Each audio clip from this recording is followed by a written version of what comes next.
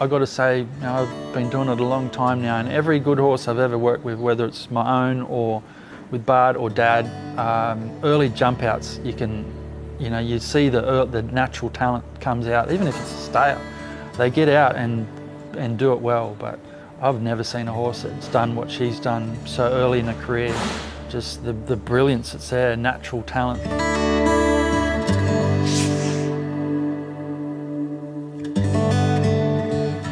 John, for starters, thanks very much for sitting down with us. So, fourth generation, you were always really going to be a horse trainer.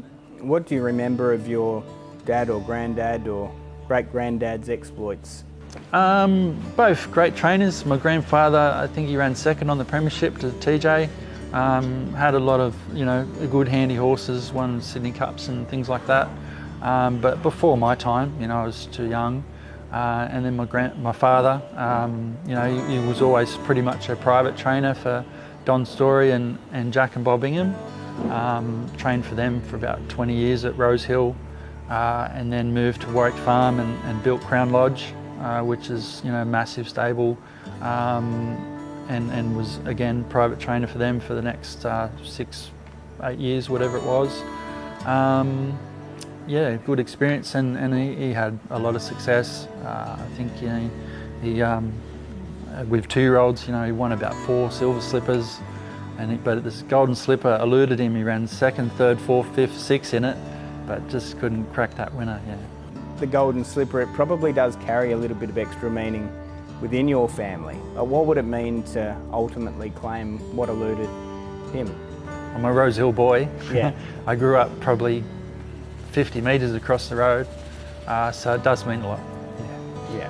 Well, let's hope this year is the year. We'll talk about her in 2 ticks.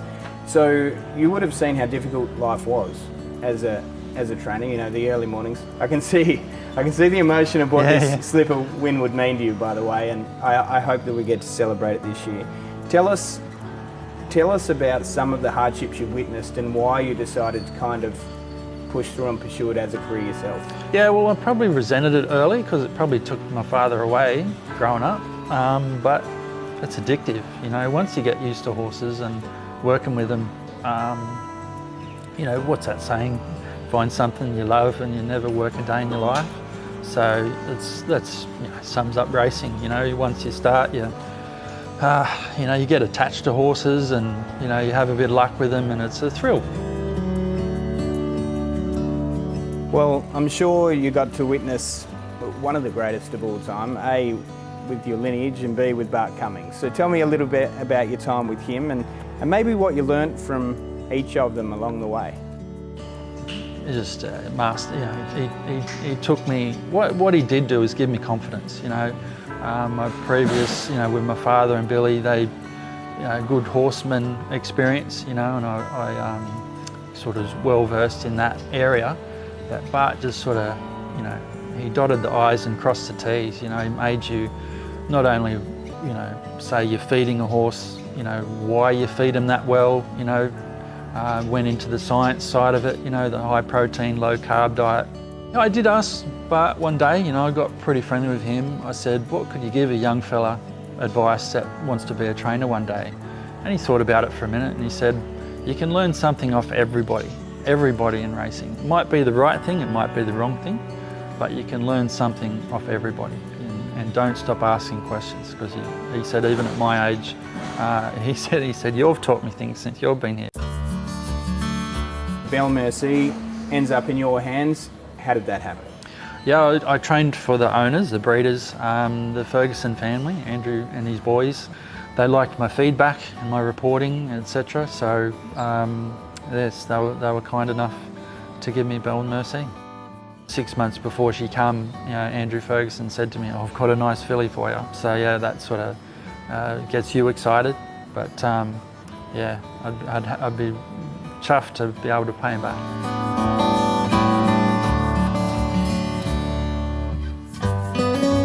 She just stood out. Did she stand out size-wise? Was it her maybe race nous before she'd even had a run? What was it? I'd say just a natural instinct to do it. And that group of sort of 6 horses, 2-year-olds we had at the time, have all gone and performed well, you know, Open, Secret and the likes.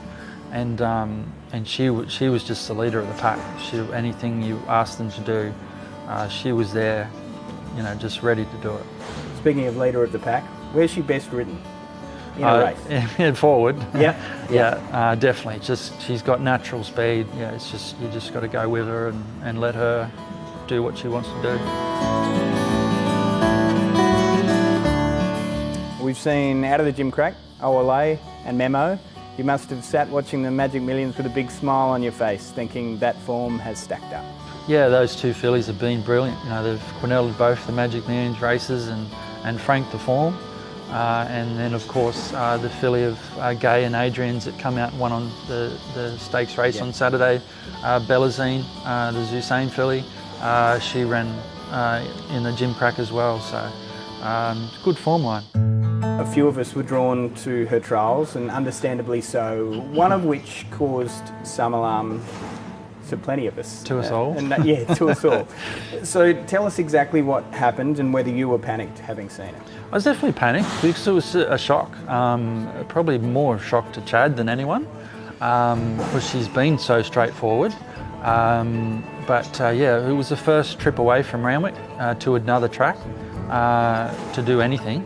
And I think she just got a bit lost.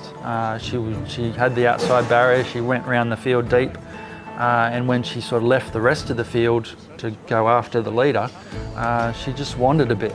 And in hindsight, I think Chad would have corrected her, because he had his whip in the left hand, he would have pulled it through and straightened her up. But being who she is, as afterwards he said, "Oh, I didn't know if you wanted me to do that." But sort of what he did by grabbing hold of her just made it worse. But we were confident it wasn't going to be a problem. You know, obviously alarm bells rang, but we fully checked her out and there's nothing wrong with her. But therefore, we did make the decision we wanted to take her away from Randwick again to give her another trial, just for that experience education, which we took her to Kembla, and the story was a lot different, with a good positive result there. And she comes down towards the winning post and wins the trial effortlessly. There's Bel Merci, winning by about 8 lengths. Let's talk targets. So Silver Slipper's the next logical. I would have preferred to keep her in fillies lead-ups, but I just wanted to give her a run at Rosehill before the Slipper. So therefore we had to go to the Silver Slipper against the boys. But it's a nice progression at 1100, good distance to kick her off. And then after that she'll go 2 weeks to the Rosehill Slipper trial, which is back here at Randwick, and then back to Rosehill in the Slipper hopefully. If you were to win, does it feel like you've achieved everything? I kind of get the impression that, yeah, there are races with bigger prize money, there are maybe some that have had more historical significance, but I feel like for you, this is Everest. It's definitely a box you want to tick. You know, as I said, I grew up at Rosehill. All my background, my dad's, you know, running so well in the race. The first race I can ever remember watching was the Golden Slipper. I was being babysitted at my grandmother's house, Golden Slipper Day. She dragged us in by the ear and said, "Sit down and watch your dad's race," and he ran second. We've been there to Sir Dapper, and went from there. The first horse I ever strapped to the races was a horse called Boasting, who ran third in the Slipper. So, you know, it's just that connection.